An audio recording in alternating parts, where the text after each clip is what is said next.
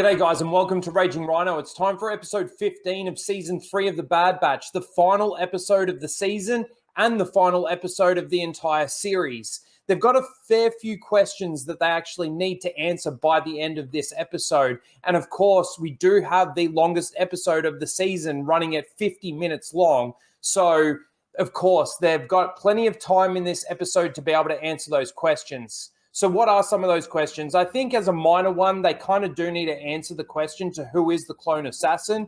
But the bigger one is we need to get some sort of answers in regards to what Project Necromancer is and the importance of Omega in that. So hopefully they at least answer those questions. There are a couple of other questions in there that they could answer in regards to Wolf's appearance and a few other bits and pieces. But other than that, that's the major one that they need to answer. Of course, I think I've got this down to a T in regards to how this plays out. Omega releases I can't remember the name of the creature now, I'm blanking on it, but she releases the creature that she saw in the last episode, and of course that destroys Tantiss from the inside out, and she gets to escape. The other question too is whether or not somebody's actually going to die. Whether or not they've actually got the balls to kill someone off. I think if they are going to do that to anyone, it's going to be Crosshair, but we will have to wait and see. So let's get straight into this episode. Like I said, it's 50 minutes long, so let's get straight into this. If you are new here, you get to see my reactions as I go through the episode, and then you get to hear my thoughts and my review at the very end. Let's do this. Oh, it's all black and white. They change in the title card. The cavalry has arrived. Wrecker, maybe. Man, any one of them could die. But it needs to be meaningful if they do kill one of them. Maybe they all die, saving Omega. I doubt they've got the balls to do that. Dr. Hemlock, one of the insurgents has been captured. Oh, that's Rampart. That's right. I knew Clone Force 99 would eventually attempt to recover Omega. Their failure is inevitable. Why? I fail to see how she's of value to you. We need answers. I'm trying to do the right thing. It did change her. All right, Omega, it's time for your plan. We're going to escape. Take down the droid. It's my squad I told you about. They're here. If we can get out of How do you this know room that, and Omega? find them, we can all go home. See, Omega just knows that they're there because there was it felt like an attack, obviously, the rumblings, but they're deep inside the mountain. It could have been anything. When she went off to find out what was actually going on, she just found the creature. She didn't find out what was actually going on. Anyway. You really think this will work? It's the convenience of the sure. show. What are they going to do? Use the Force? Part of my project.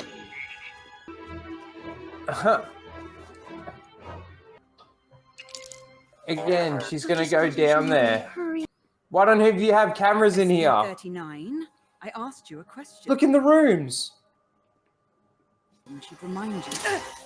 I have to hurry. She programmed the droid to do that. Sammy, prep the sling for Baron. Oh, that's funny. Oh, I got to pause there. Are you telling me that in those little cavities that Omega was going through with those elevator things in the middle, this dude here is going to fit with that baby goat thing on his back? Oh, man, that's so funny. Oh, now look, they're going to get in there and they're not going to be in there. Medical testing. I Can didn't we get know some about them answers to until what the recently. medical I testing couldn't help is? them. Project Necromancer. Yes, we keep hearing Project Necromancer. What did he say? Don't like the sound of that. Oh, that was it. Like, they're just fitting in there. How's he got that thing on his back? He's got it sideways, I guess. All right. The Zillo Beast. That's what it's called. Look, guards everywhere. It's going to be so successful for Omega. Conveniently. This is twice she's rescued herself. Get them out of there! No, that place was packed with guards. Nobody's noticed yet that the shield's come down for the Zillo Beast. This is what I'm talking about, though. It's just convenient. It's like, okay, all right. You just got to let it go. Man, was it literally those two guards and this guy? That's it. Now these guys are, man, this is what I'm talking about. See, now there's more soldiers. Either they were there or they weren't there. Oh, man. Good show, I guess. She's splitting their numbers and creating a diversion. Come on. She's learned so much from her brothers. Haven't they learned yet that those blasters aren't going to do anything? They still haven't even made it to the base yet. They've got heavy patrols. That's the other thing too, actually, that we need an answer to. Like, what actually happened to Crosshair? Like, why the shaking hand? They've made such a big thing out of it all season. We need to get an answer to that. Maybe he is going to die. Omega needs Again, Crosshair's got the most character. clones. Zillow Beast. Echo's handiwork or Omega. There's no real reason why they would keep a Zillow Beast in Mount Tantiss as well. I guess it would probably be the most secure hidden place, but like if you're doing such important work, unless the Zillow Beast actually has something to do with that important work, like the cloning stuff that they're doing, important to Project Necromancer. That's the only real reason why a Zillow Beast should be in this base. But there is no connection to that. There's no like understanding of why there is actually a Zillow Beast there in regards to the experimental work that they're doing and how that relates to Project Necromancer. So it is kind of in the convenience thing that they do keep a Zillow Beast in there so Omega can let it out. Yeah, I want to go back because Crosshair's about to ask a question that I want to answer. Echo or Omega?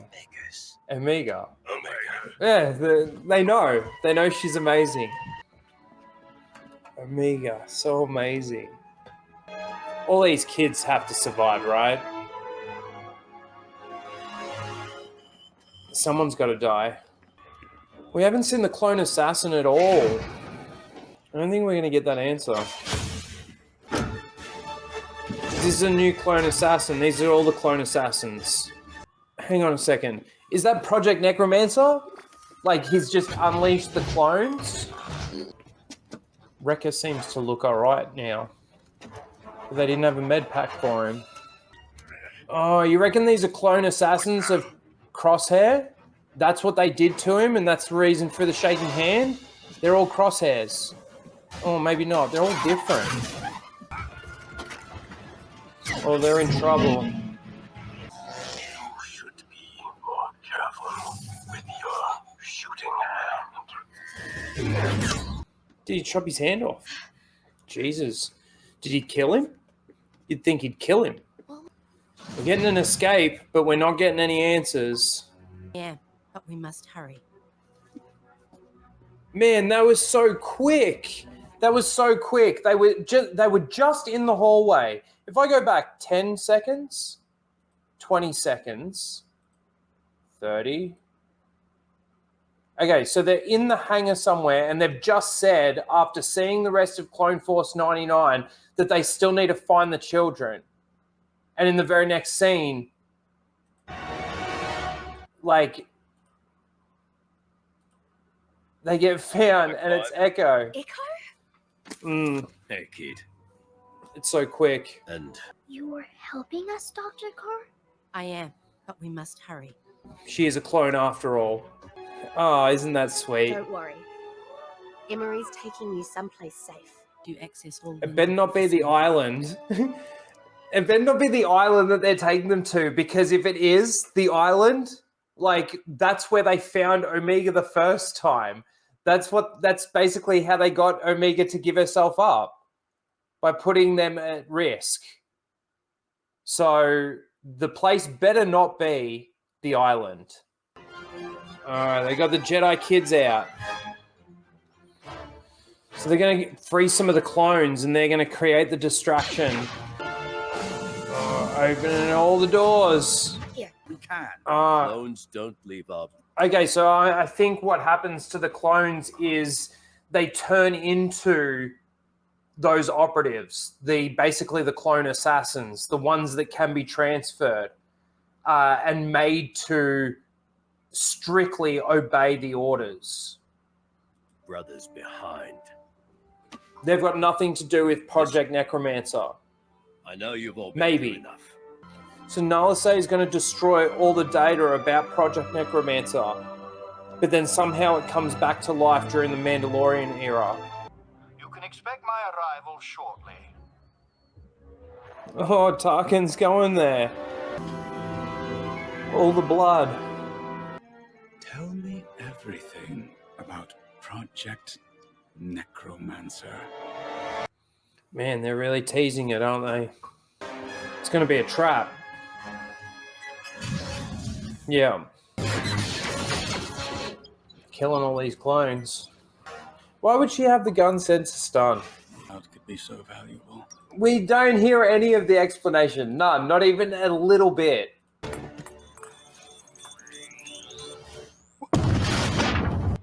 Well, that's the end of Rampart.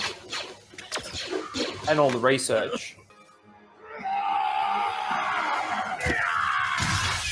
You gotta think, they gotta kill one of them off. At least. Oh, Wrecker's taken a beating. Well, they eliminated the threat to Omega, which is, I guess, something. Oh, and the Empire. Tarkin's just arrived. Timing. Well, Hemlock is dead. But you gotta think. Tarkin, I have completed my assessment. Was any of his research salvageable? No. Governor. Shutter this facility indefinitely and redistribute all funding to Project Stardust. Project Stardust. So because this failed was the reason why they went to the Death Star. So this project, Necromancer, is just as important to the Empire as having a Death Star. And of course it was the island because they destroyed all the data. But see, that's the thing though, is they destroyed all the research, but did they destroy like maybe the mission information from getting Omega from this island? I don't know. I guess maybe that got destroyed with all the other research data. I don't know. Let's just say it's been a success. And all the clones and all the kids and the clone children are all on the island. They've adapted. Happily ever after. Whatever we want. They're finally free. So he did just chop off his hand. So I don't know what the experiments are. We got no answers. If this is where it ends, let's just let it play out and I'll get to the end. And we'll go through it. I'm surprised he just took his hand instead of taking his life. He's one of those assassins. Wouldn't you just kill him? Is that Omega? Have we jumped in time? Yeah. We have. How many years do you reckon? Whoa, we get a massive time jump. I'd like to know the exact years that we jumped ahead here and what time period this is. I'm sure they've got to at least get that out there and let people know. The rebellion needs pilots now more than ever. Omega fought in the rebellion. What's the bet they're going to say that she fought with Rex at the Battle of Endor? You reckon it's her getting captured again that sparks or ignites the research into Project Necromancer again? That's it. That is it. There's nothing after that. Wow. So there you go. It was basically, it was like I said, it was Omega breaking herself out of Mount Tantiss. The guys took a beating. Obviously, they had relevance in the story, I guess, to some degree to provide a distraction. What happened was it sort of split the troops up in regards to the defense that they could come up with to defend Tantiss, basically. And it was all Omega getting herself out. She gets the Zillo Beast free. This is the thing, though, is we don't really get real answers. Obviously, I'm glad now that the clone assassin wasn't really anyone. It certainly wasn't Tech. Thank God they didn't bring him back to life. He just became an inspiration for Omega. And I'm glad it wasn't Cody or anything like that. It was basically just clones that were, I guess, weak enough to be able to, like, Hemlock's new technique in regards to making these soldiers follow orders. So that's all it was with that. Like, they obviously had different projects going on in Mount Tantiss, that being one of them. So the clone assassins were really nobodies. We still don't have any answers in regards to what Project Necromancer is or anything like that, and whether or not it actually does have anything to do with the clone assassins as well. I don't think it does, but I mean, again, we don't really get any answers, so it could have been. And maybe when Project Necromancer comes back, it's a slightly different version of Project Necromancer, and Grogu is a massive part of that. Maybe they're using some research that they were actually able to get back. You know, Emery's still around. You got to remember, maybe at some point they capture Emery, and she's, you know, got firsthand knowledge of how to do these experiments and what was actually going on, and she could get tortured into actually making that happen. So who knows exactly how that works, but I did find it very convenient, as you saw throughout all my reactions going there, in regards to Omega being able to just get out, and every turn just seems to be okay. The guys take a beating. She doesn't get, I guess they're not trying to hurt her, really. They're trying to capture her. But yeah, look, we don't really get any answers. There's nothing. It's so funny that this entire season really has been Omega getting herself out of Mount Tantiss, being free for a little bit, but also being hunted, and the Bad Batch crew trying to figure out exactly why they're hunting Omega. They get Omega has to give herself back up, so has to go back to Mount Tantiss. The guys are in the exact same position where they don't know how to get to her. They don't know where. They finally get that information, get to her, create the distraction. She breaks out of Mount Tantiss again. That's really the season in a nutshell. And it was, and the thing is to the overall story and how Project Necromancer does link to the sequel trilogy and obviously The Mandalorian as well. We didn't get any answers, not even like 10% of an answer, not even a description or anything. I thought the closest thing that we were going to get to it was the conversation between Rampart and Nalase. But of course, it cuts away when Nalase is giving Rampart that description. And then, of course, she just blows herself up. So, look, I mean, they're trying to do something. They're trying to get some sort of explanation. But this is the other thing, too, is based on the fact that we didn't get really anything out of this season in regards to the overall story, do they even know the answers to these questions? The people creating it, I mean. Crosshair's really scared of taking the shot, and Hunter's like, Omega knows what to do.